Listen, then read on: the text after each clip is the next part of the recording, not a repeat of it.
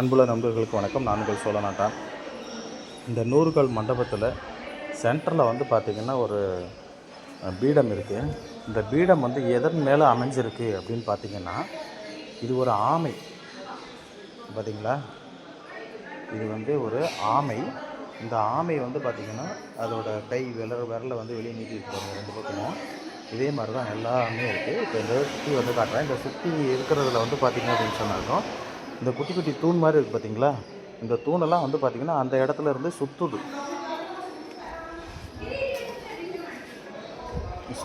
அந்த மாதிரி சுற்றுற தூண்கள் வந்து பார்த்திங்கன்னா நிறைய வச்சுருந்துருக்காங்க. அந்த குழி குழியாக இருக்குது பார்த்திங்களா, அந்த குழி இருக்கிற இடத்துல எல்லாத்துலேயும் வந்து பார்த்திங்கன்னா இந்த மாதிரி சுற்றுற தூண்கள் வந்து வச்சுருந்துருக்குறாங்க.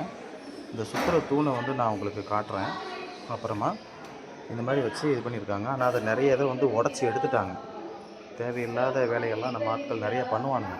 இதெல்லாம் வந்து உடச்சி எடுத்துருக்காங்க. இதெல்லாம் வந்து எவ்வளோ ஒரு கலை நுணுக்கமான ஒரு பொருள், எவ்வளோ ஒரு நுணுக்கமான இடம். இந்த ஆமை இருக்கக்கூடிய இடம் வந்து நம்ம முன்னோர்கள் வந்து ஒரு இது சொல்லுவாங்க. பட் ஆனால் இந்த இடத்துல வந்து பார்த்திங்கன்னா கோவிலில், அதுவும் வந்து ஒரு பொதுமக்கள் கூடுகிற ஒரு இடத்துல வந்து ஆமை வடிவத்தை வந்து நிர்மாணித்து அதன் மேலே பீடத்தை வச்சு அதன் மேலே சுவாமிகளை வந்து அமர வச்சுருக்காங்க அப்படின்னு சொன்னாக்கும், இது ஏதோ ஒரு ரீசன் இல்லாமலாம் அதை செய்ய மாட்டாங்க. எந்தளவுக்கு வந்து நாம் இதை பாதுகாக்கணும், இதை பற்றின அர்த்தங்களை வந்து நம்ம புரிஞ்சுக்கணும்னு பாருங்கள்.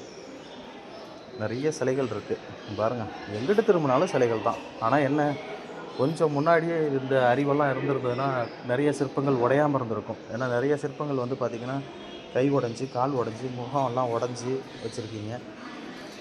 தயவு செஞ்சு நீங்கள் வரலாறை நீங்கள் தூக்கி பிடிச்சி காப்பாற்றவெல்லாம் வேண்டாம். ஆனால் இந்த பாருங்கள், இந்த மாதிரி இருக்கக்கூடிய நமது வரலாறை உடைக்காமல் இருங்க. ஏற்கனவே நம்மளை அழிக்கிறதுக்கு கவங்கனை கட்டிட்டு திரிகிறானுங்க இந்த தெலுங்கனுங்க. இதில் இவனுங்க வேறு பாதுகாக்கிறதுக்கு முயற்சி எடுங்க நண்பர்களே.